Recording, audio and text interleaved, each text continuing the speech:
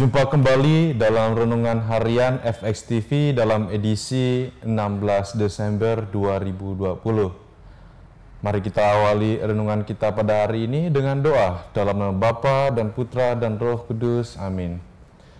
Allah Bapa yang pengasih dan penyayang, kami bersyukur atas segala kebaikan yang Kau limpahkan dalam diri kami, sehingga pada sampai saat ini Engkau masih mempercayakan kami rahmat kesehatan, serta rahmat kehidupan yang boleh kami nikmati.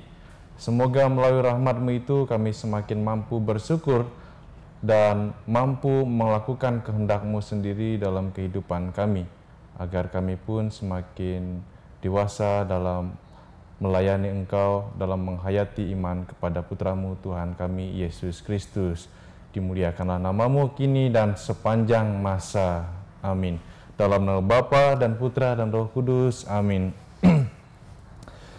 Saudari-saudara yang dikasihi oleh Tuhan, nubuat mesianis dalam perjanjian lama menjadikan bangsa Israel adalah bangsa yang menunggu. Itulah mengapa menjadi tidak heran dalam Injil, Yohanes memanggil kedua orang muridnya dan menyuruh mereka bertanya kepada Yesus seperti ini, "Tuankah yang ditunggu kedatangannya, atau haruskah kami menantikan seorang lain?" Nah, saudari-saudara yang dikasihi oleh Tuhan, kita pada masa Advent ini diundang untuk memasuki pribadi yang mau mengubah, yang mau berubah, yang mau melakukan kehendak Tuhan, yang mau mentransformasi diri ke arah yang lebih baik. Kita diajak untuk menanti kehadiran Tuhan dalam hidup kita, yaitu Yesus Kristus. Saudari-saudara yang dikasihi oleh Tuhan, inilah alasan mengapa Yohanes memanggil kedua orang itu untuk bertanya kepada Yesus, siapakah yang kita tunggu?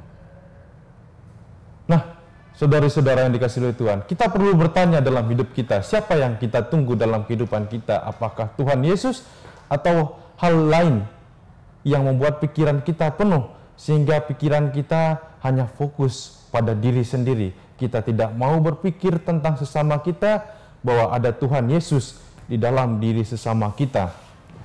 Maka para saudara yang dikasihi oleh Tuhan, pada kesempatan inilah kita diajak untuk semakin mampu merenungkan, lalu mengubah diri kita menjadi pribadi yang lebih baik lagi, karena kita percaya bahwa kedatangan Tuhan Yesus akan menuntun hidup kita, menuntun langkah kita ke arah yang lebih baik. Saudari-saudara yang dikasihi oleh Tuhan, dalam bacaan Injil, Yesus sengaja tidak menjawab secara lugas pertanyaan kedua orang tersebut. Dia mengajak mereka untuk melihat apa yang ia kerjakan dalam kehidupan sehari-harinya, apa yang ia lakukan kepada umat Allah. Nah, saudara-saudari yang terkasih, inilah kesempatan kita juga, karena Yesus ingin mengajak kita untuk bertindak yang sama, yaitu melihat siapa yang kita nantikan. Kita diberi keputusan. Nah, saudara-saudari yang dikasihi oleh Tuhan, kita diajak untuk memilih atau memutuskan, karena Tuhan sudah memberi kita keputusan bebas untuk kita lakukan dalam kehidupan sehari-hari, kita, dan inilah kesempatan kita juga untuk mampu memilih siapa yang kita nantikan, apakah Tuhan Yesus atau yang lain. Tuhan memberkati kita.